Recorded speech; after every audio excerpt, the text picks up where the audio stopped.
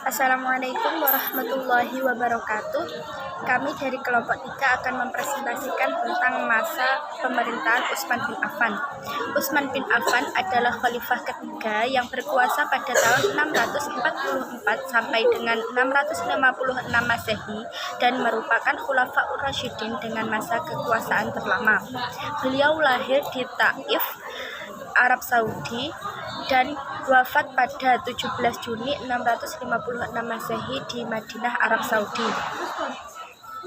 Dan berikut sedikit penjelasan tentang masa pemerintahan Utsman bin Affan serta pengangkatan beliau menjadi khalifah.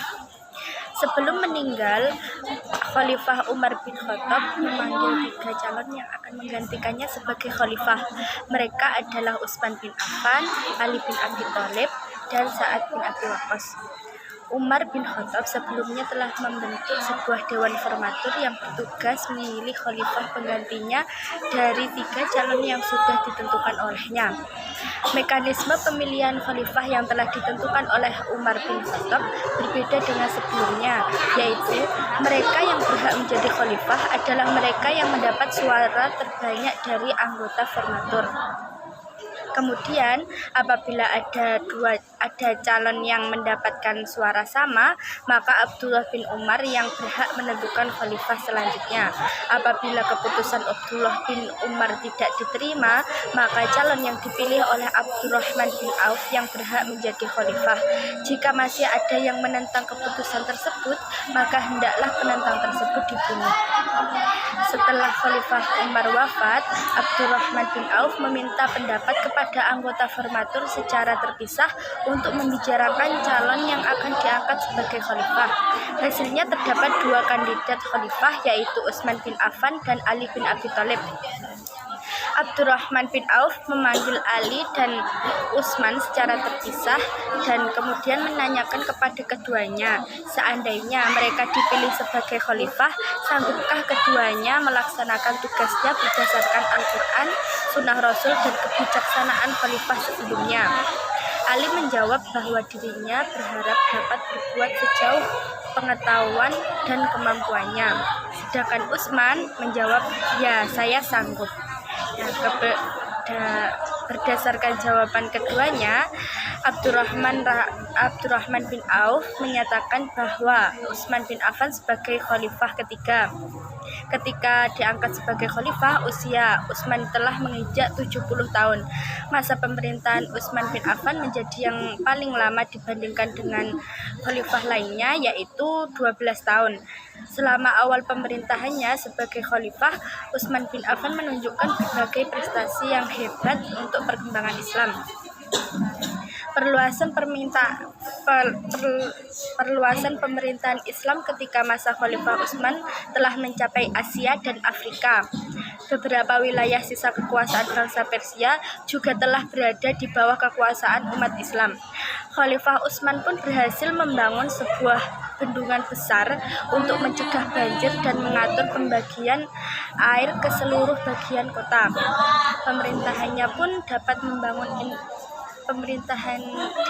Pada masa pemerintahan Utsman bin Affan pun dapat membangun infrastruktur seperti jalan, jembatan, masjid, dan lain sebagainya dengan sangat baik. Selama kurang lebih 6 tahun melewati masa penuh prestasi, paruh terakhir masa kekhalifahan Utsman bin Affan harus menghadapi berbagai pemberontakan dan pembangkangan di dalam dan di luar negeri. Di dalam negeri, pemberontakan terjadi karena kebijakan-kebijakan beliau yang dianggap tidak adil dan juga pendapatan kenegaraan yang dianggap menguntungkan keluarga khalifah saja. Sedangkan di luar negeri terjadi serangkaian serangan balasan yang dilakukan oleh bangsa Persia dan Romawi yang wilayahnya telah ditaklukkan oleh pasukan Muslim. Berbagai pemberontakan dan fitnah yang disebarkan oleh orang Yahudi dari suku Qainuqa dan Nadir serta Abdullah bin Saba menyebabkan berbagai kekacauan di akhir masa pemerintahan Khalifah Utsman bin Affan hingga Beliau wafat pada 35 Hijriyah atau 656 Masehi. Dan kemudian poin selanjutnya akan dijelaskan oleh rekan saya, Nafiatul Fadilah.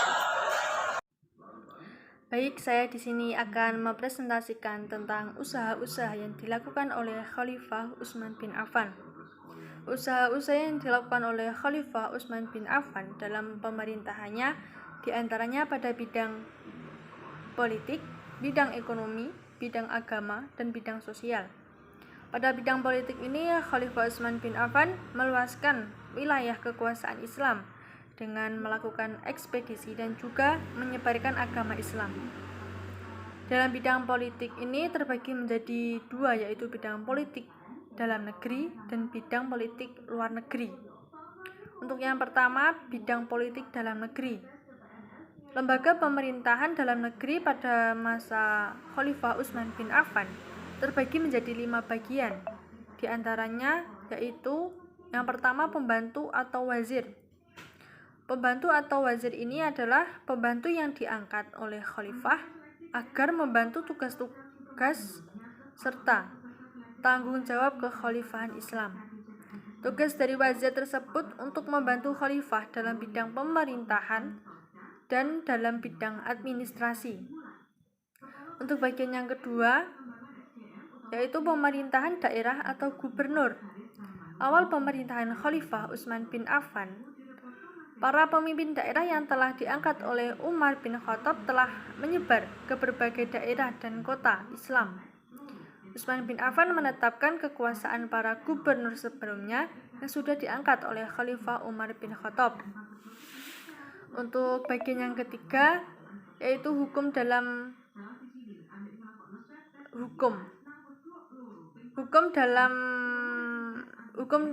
di sini ada dua hal yang mendasar, antara lain menjaga teks-teks pada masa Nabi Muhammad dalam bidang hukum dan meletakkan sistem hukum baru untuk memperkuat pondasi negara Islam yang semakin luas dan menghadapi hal-hal yang baru yang tambah beraneka ragam. Untuk bagian yang keempat yaitu Baitul Mal atau keuangan. Baitul Mal adalah tempat yang mengatur masalah keuangan. Peran dari Baitul Mal mengurusi semua masalah keuangan negara, mulai dari yang membayar gaji para khalifah, gaji para pemimpin, dan gaji para pegawai yang bekerja di pusat pemerintahan. Bagian yang kelima yaitu kemiliteran. Utsman bin Affan memilih tokoh-tokoh yang mampu memimpin kekuatan Islam seperti Al-Walid, Abu Musa al-Asy'ari, dan Sa'id bin al-Ash. Keseriusan Utsman bin Affan dalam bidang militer menunjukkan bagaimana kekuatan Islam pada waktu itu. Kemajuan militer pada waktu itu membawa pemerintahan Islam dibawa ke bawah kepemimpinan Utsman bin Affan ke puncak kejayaan.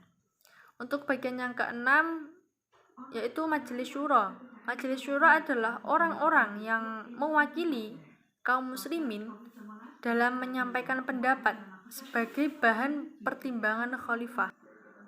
Untuk yang kedua yaitu bidang politik luar negeri.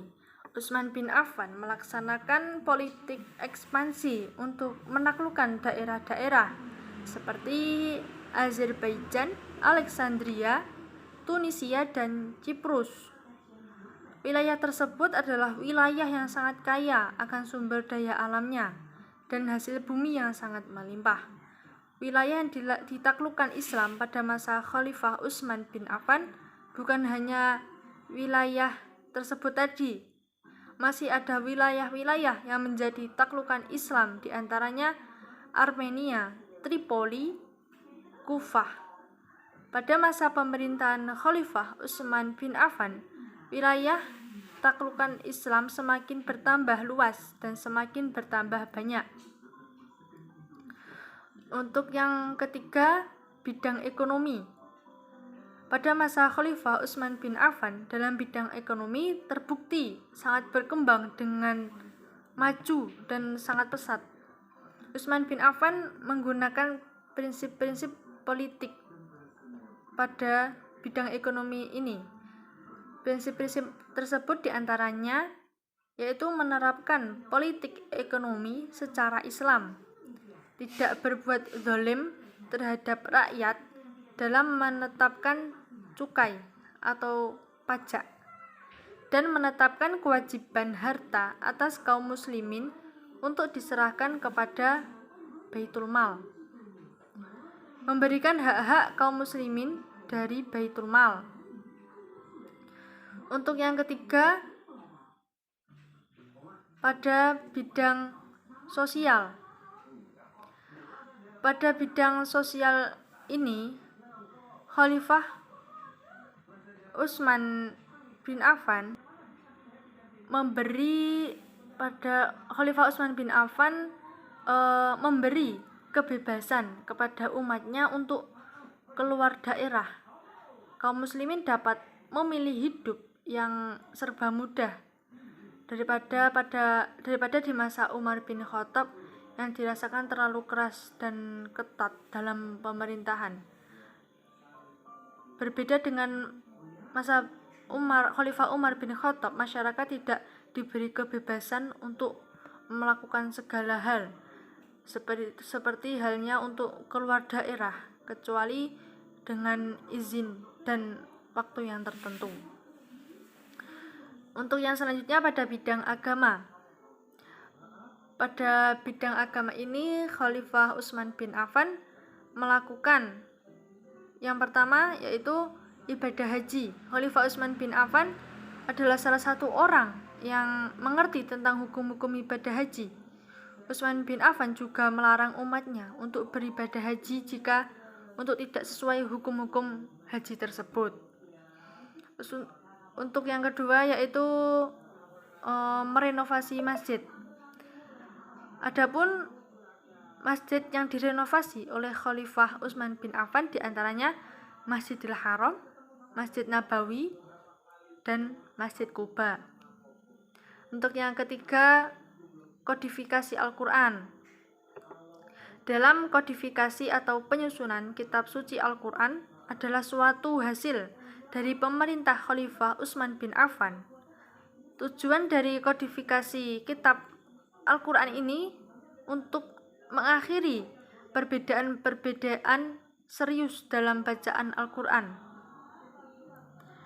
Utsman bin Affan menginginkan saling bersatunya umat Islam dalam satu bacaan. Sekian kurang lebihnya yang dapat kami sampaikan. Kurang lebihnya mohon maaf.